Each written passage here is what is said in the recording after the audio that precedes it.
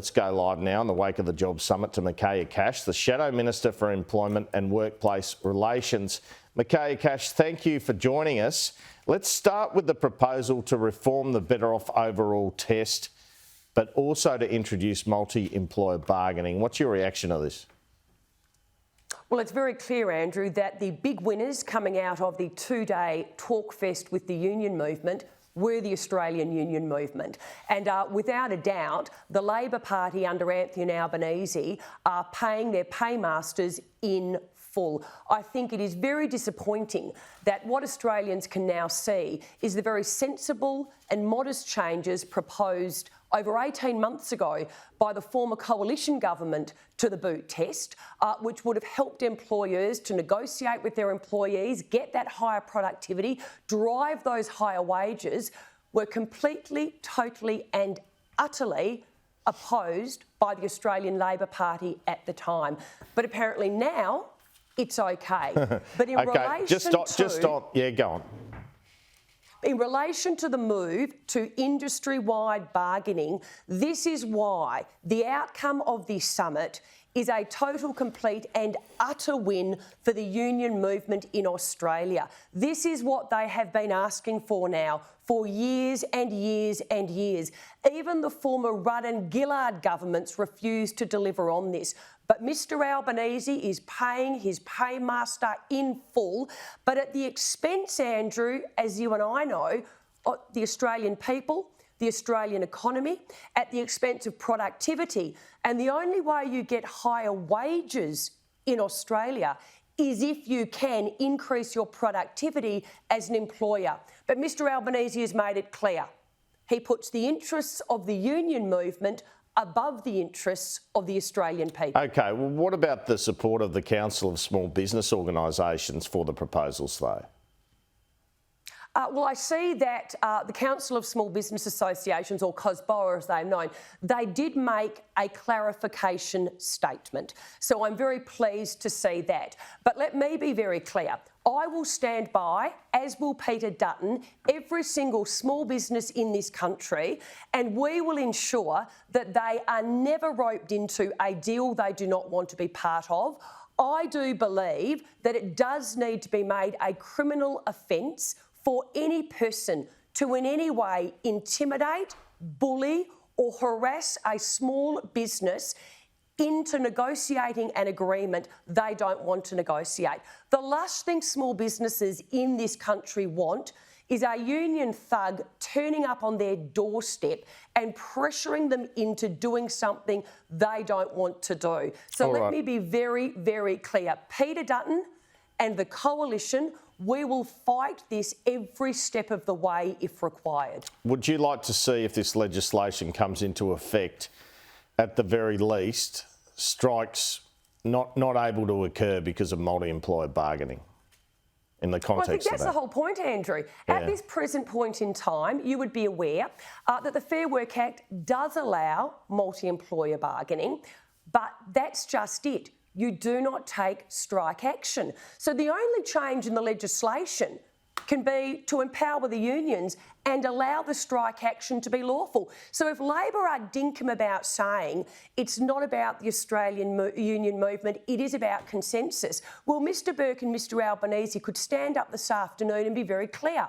Our legislation will ensure that strike action is not able to be taken. But can you honestly imagine that conversation with Sally McManus and the ACTU? And this is why, when you look at what were the outcomes of the Union Fest, the fact that they had 25% representation, the fact that Labor are well and truly delivering on their one agenda item that they have been looking for years and years and years now, the fact that you have both the Treasurer and the Assistant Treasurer basically saying that, yes, strike action, it's an inherent part of the bargaining process. In fact, the Assistant Treasurer was almost proud of strike action. The only thing strike action does is lower productivity. It ensures that you're not going to get higher wages. And I have to say, when you live as part of a global economy, and in particular one coming out of COVID-19, you don't put the interests of the Australian union movement first, you put the interests of the Australian people first. But that takes guts, and Mr Albanese doesn't have them. Well, what sort of wage rises would you like to see Australians get in the current inflationary environment? Well, again, this is something that Mr Albanese said he would deliver. And when you go down the path of saying to the Australian people prior to the election, if you elect me, he'll do a number of things. One was to lower, as you and I have discussed, the electricity prices by $275 a year. They've walked away from that one. One was to tackle inflation. Well, inflation's currently winning under Mr Albanese. And the other one was to deliver higher wages. But then you have an outcome of a 2-day talk fest with the unions where you proudly stand up and say, we will now legislate for industry-wide bargaining, which has the potential that has been noted not just by businesses, Andrew, but by commentator after commentator after commentator, that this will have the potential to take us back to the dark ages, to close down parts of the economy. If Mr Albanese is diggum about delivering higher wages, then what he announced recently is not the way to do it. Okay. Unless, of course, Michaelia you're delivering on your part. Yeah, sorry. What do you make? I can hear you. What do you? I've just got a couple of other issues I want to talk to you about. What do you make of the decision to lift the migration rate? Well, again, there were two things that came out of the summit that I think should have been done 100 days ago. The first was obviously the adoption of Peter Dutton's policy to allow veterans and pensioners to work the extra day per week. Employers had been screaming for that. And what do we get from Mr Albanese after the summit? A very strange half-baked attempt to go halfway towards realising what Peter Dutton had put on the table. So again, a dismal failure and a great disappointment to businesses. But also, it didn't take a summit to tell you that we do need more workers in Australia. We have a massive skill shortage in Australia, and part of that solution is to bring in... Do you support the 195,000? Well, the devil is always in the detail with Labor. Let me tell you what I don't support. I don't support these people being given a union induction at the border and potentially union membership. So with Labor, Andrew, as you and I know, the devil will always be in the detail. What we have at the moment is an announcement that has been welcomed. However, let's now wait and see whether or not they deliver on the union's demands for union induction at the border and potentially union membership. The devil is always in the detail with Mr Albanese and the Labor government. All right. I wanted to ask you about this letter that Tony Burke has written encouraging the Fair Work Commission not to listen to employers' requests to cancel enterprise bargaining agreements. Now, Tony Burke denies this is to do with the New South Wales rail dispute. The New South Wales IR Minister has no doubt it's to do with the New South Wales rail dispute. What's your view? Andrew, this is without a doubt one of the most concerning things I have seen in the first 100 days of Mr Albanese's government. For a minister in the government to write to the Independent Fair Work Commission and seek to influence them in how they make decisions, that should deeply concern all Australians. The role of a tribunal, the role of a court, is to interpret the law as it stands, not as Mr Burke and Mr Albanese would like it to be. I'm also very concerned that in doing this, they're actually preempting the Australian Senate. The Australian Senate itself may not agree to this alleged change. So I think some very serious questions arise, in particular in relation to integrity.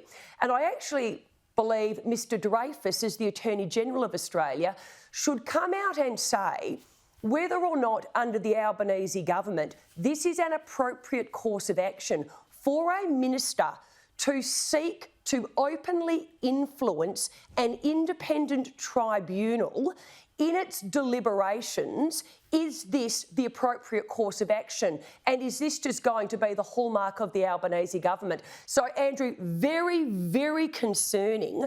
And I think the fact that The relevant union has come out totally emboldened by this, and in particular following the Jobs Summit, clearly yet again just shows Australians this summit was nothing more than a talk fest, and it is now literally a summit that is delivering on the agenda of the Australian union movement.